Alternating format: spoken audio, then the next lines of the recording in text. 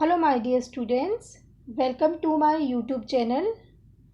My topic of discussion is today scale up and post approval changes, which is also called SUPAC. SUPAC was introduced in 1991 and 1992 by the three scientific organizations, that was the American Association of Pharmaceutical Scientists, Food and Drug Association, and the United States Pharmacopoeia. They collaborated to organize the two workshops to explore the scale up and post approval changes principle for immediate release oral dosage forms and oral extended release dosage forms.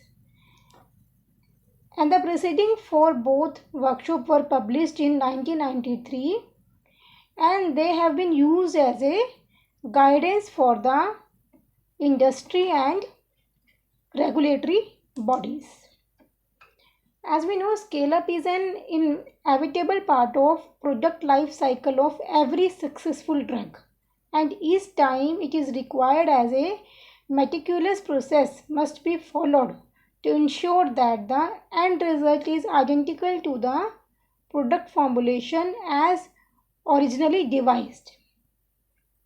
And we can say American Association of Pharmaceutical Scientists, that is ARPS, and US Food Drug Administration, that is FDA, and the United States Pharmacopoeia, that is UPS, to explore the principle for making process and compositional changes in the drug product post approval. These changes ultimately include formulation or compositional changes, process changes, process scale changes, and process site or campus changes.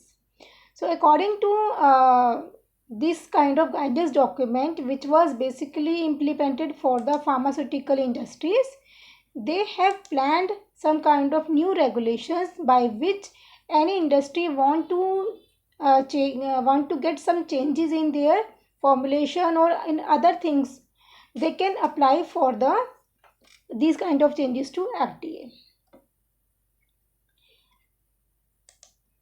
These guidelines provide basically changes in the component or composition, site of manufacture, scale up down manufacturing, and the process or any equipment changes. And this guidance was the result of workshop on the scale up of immediate release product conducted by the American Association of Pharmaceutical Scientists in the conjunction with the USA Pharmacopoeia and the FDA. So this was the very important workshop which was conducted by them, and they implemented some rules and regulations to get the approval for some changes by the industries. The content of this presentation will be definition will be there. In this way I will discuss about what is SUPAC, which is I have already discussed in the introduction part, and the purpose of guidance, level of changes, and in this I will talk about the site changes only. If I talk about what is SUPAC, it is just a scale up process and changes made after approval in the composition, manufacturing process, manufacturing equipments, and changes of site have become known as a scale up and post approval changes. And FDA have issued various guidance for the SUPAC changes, which are as follows. Firstly, they have implemented for the IR, that is for immediate release solid dosage forms. Then they have given a guidance document that is called SUPAC MR, that is used for the modified release formulations. And they have also given a new guidance document that is SUPAC SS. SS basically for non-sterile semi-solid dosage form, including creams, ointment, gels, and lotions. In addition, SUPAC document covering other dosage forms, example extended release product, transdermal, parenteral solution, as well as related documents for bulk active substance are at various stages of development are given in the SUPAC SS document. Now, if I talk about the purpose of these documents, it basically provide the recommendation to sponsor of new drug application of ANDA and for AADAs who intend during the post approval period to change. And these are the following 4 parameters by which a particular sponsor can get changes in their formulas or in composition or in manufacturing parameters also, and some if he want to some get changes in the process or in equipments also. Level of basically this document is comprised of level of changes. The changes can be minor, the changes can be moderate, and changes can be major. In case of if we talk about the test should be according to application, according to the formulation, and test should be followed according to the compendial test. In vitro dissolution release test or also along with the in vivo test also. After level of changes and test, the filing should be there. The filing should be annually. The annually means in every year the sponsor need to get file the report to the FDA about any changes is required during the formulation or in any processes also, and what type of changes are being made by the sponsors also should be given in the annual report. And if the changes are moderate to major other than minors, then it should provide prior approval supplement along with the annual report also. So there are the 3 level of changes: level 1, level 2 and level 3 changes. If I talk about the level 1 change, it may be defined, it may be filed in an annual report or they have no detectable impact on the formulation quality or performance. Means if any person want to get change in some kind of preservatives also, some kind of other things also, but final formulation and its effects are not being changed by if we change any kind of level 1 changes in the formulation, then the changes are called level 1. And then the level 2 changes, they could have significant impact on formulation quality and performance also.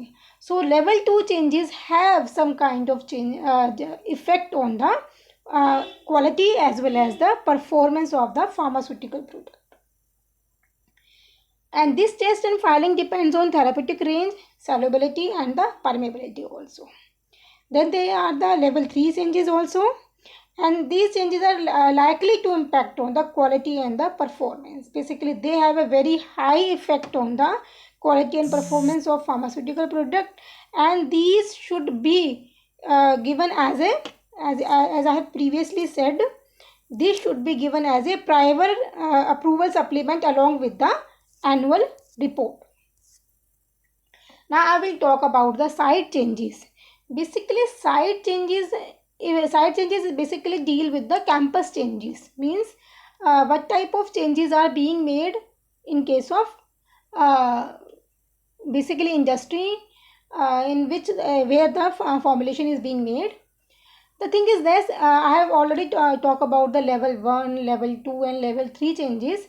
If we talk about if there is a less than 10% changes are being made in the formulation, then the changes are called level 1 changes. If the changes are approximately 10% to 20% in change, then the changes will be called as a level 2 changes. And if more than 20 changes are approved, for example in case of preservative also, if we more than change means either we will completely change the type of preservative. What type in the original formula they have used type A type of preservative, but in the changes they have made, they have just delete the original one preservative and substitute with some another preservatives. That changes is called type 3 changes. So now I will talk about the site changes also.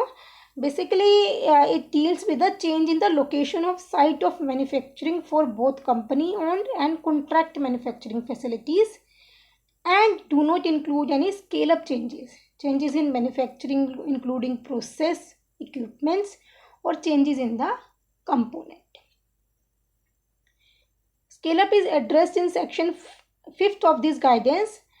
new manufacturing location should have a satisfactory current GMP inspection. Basically, all the manufacturing location should be approved by the CGMP inspections. After that, the manufacturing can be occur by the sponsor.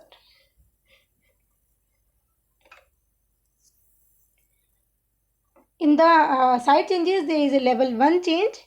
In the level change, it consists of with a single facility where same equipment, same SOP and environmental conditions such as temperature and humidity and control and personnel common to both manufacturing site are used, and where no changes are made to manufacturing batch records except for administrative information and the location of the facility. But if there is a changes in the location or some kind of administrative changes are being taken by the sponsor, then the changes are called level 1 changes. Common is defined as employee already working on the campus who have a suitable experience with the manufacturing process. Then there is a level 2 changes. In the level 2 changes, it consists of site changes within a contiguous campus or between facilities in adjacent city blocks, where safe equipment, SOP, environment condition, for example temperature and humidity and control, same things, and personnel common to both manufacturing site as well as, and where no changes are made to manufacture both batch records and except for administrative information and the location of the facility. In this, the filing documentation should be given by the sponsor, and the change being effected supplement. This is a kind of document which should be given along with the annual report. Then there is a level 3 changes. Level 3 changes consist of change in the manufacturing site to a different campus. This is a totally different change. A different campus is defined as one that is not on the same original contiguous site or where facilities are not in adjacent city block.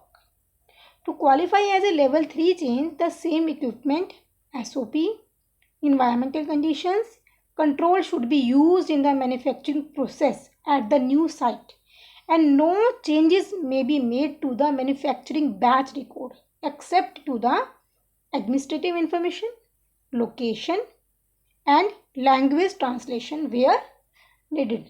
So it is a very big change which if any sponsor want to change, then the data should be given by the sponsor in a very detailed manner along with the annual report. So thanks for watching my video on the SUPEC. We will continue this topic in the next video also. Thanks for watching. Have a good day.